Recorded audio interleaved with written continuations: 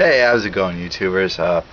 This is my most recent Criterion updates, but one thing I forgot to show you in my, in my DVD update was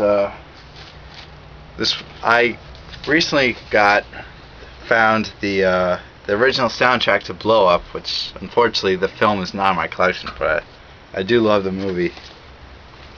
So here are my most recent Criterions.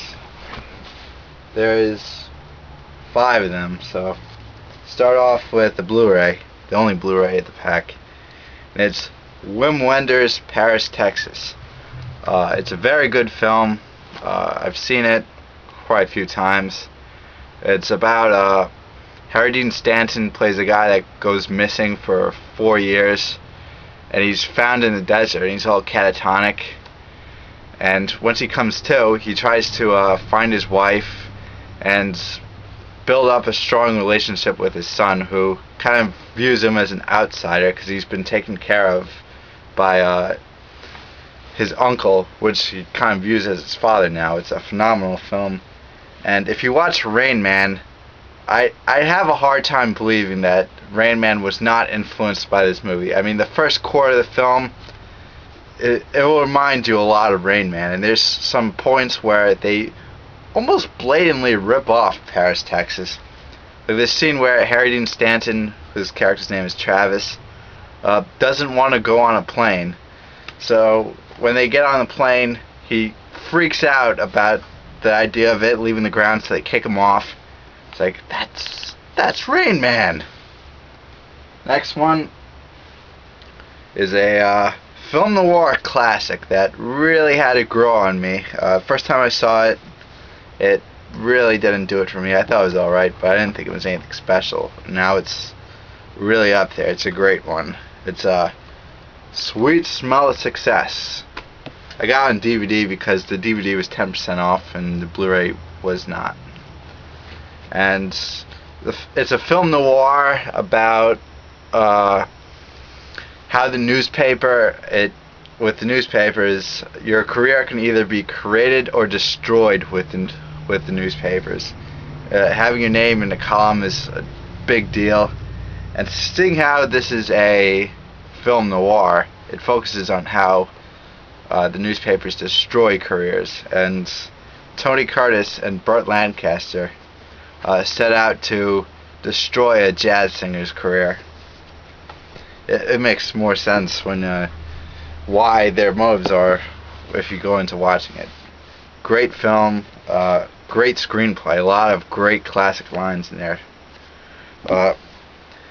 My only complaint with the film, nothing to do with Criterion or their release of it at all, because the artwork is amazing. I love this cover.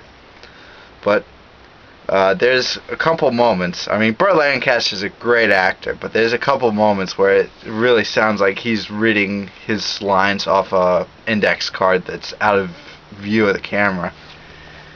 And I'm like, it's someone that's that professional, you think they could deliver their lines a little bit better than that. Next one, another film noir classic. I love film noir. I could watch it all day, every day. Maltese Falcon, Double Indemnity, you name it, I love it. And this is quite possibly, if not definitely one of the best film noirs ever made. And it's Rififi. Is a French heist film. Definitely, without a doubt, one of the best heist films ever made, if not the. I'd go on a limb to calling it the best heist film ever made. It's definitely a crime classic about a group of criminals who set out to rob a jewelry store, and there's literally millions of dollars worth of diamonds in there. And the film's kind of split up into 2 parts. I don't want to spoil the second part, but the first part is them trying to set up the heist. And the heist scene is really the centerpiece of the film. It goes on for about 28 to 30 minutes with absolutely no dialogue at all. It's phenomenal. This next one, Barnes & Noble was having a 50% off award winners sale, and this was included. It's Fanny and Alexander. Unfortunately, this is the theatrical version and not the television version. The reason why I don't have this already is because I was holding out for the 5-disc television set, which is a much longer film. This is kind of like the shortened version, but like I said, this was 50% off, so it was about $15.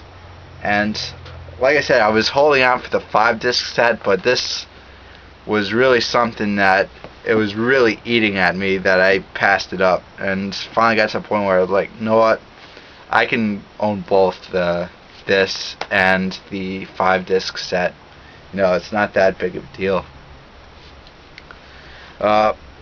Plus, it was really eating at me that The Seventh Seal is the only film by Bergman in my collection. I needed to pick up some more. I've seen quite a few of his films. A great director.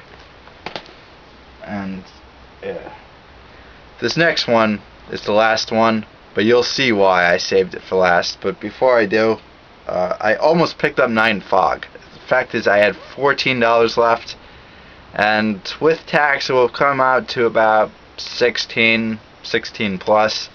So next week, I'll pick it up next week, because I've seen quite a few people on YouTube, Kakalaki Movies, that's a plug, and Solid Matt 13, another plug, talk about it.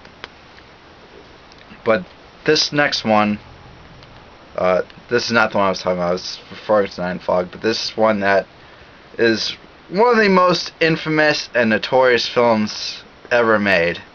And you'll know why I saved this one for last, because there's absolutely no way I could have a normal video doing this other than last.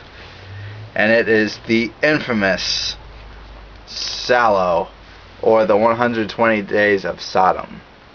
A lot of people believe that the director, Pier Paolo Pasolini, was murdered because of this film, and it's this one I've never seen before, but I do have a strong stomach, and this is one that I couldn't not see. I mean, I'm a glutton for punishment, and every fabric in my being was saying, skip this one, don't get it. Because I've heard so many people to talk about how disturbing a film this is, but I just couldn't not give it a try. It's a torture film about 18 teenagers, 18 or 14, were kidnapped and permitted to extreme sexual and mental torture. It's definitely in the top 5 most infamous films ever made.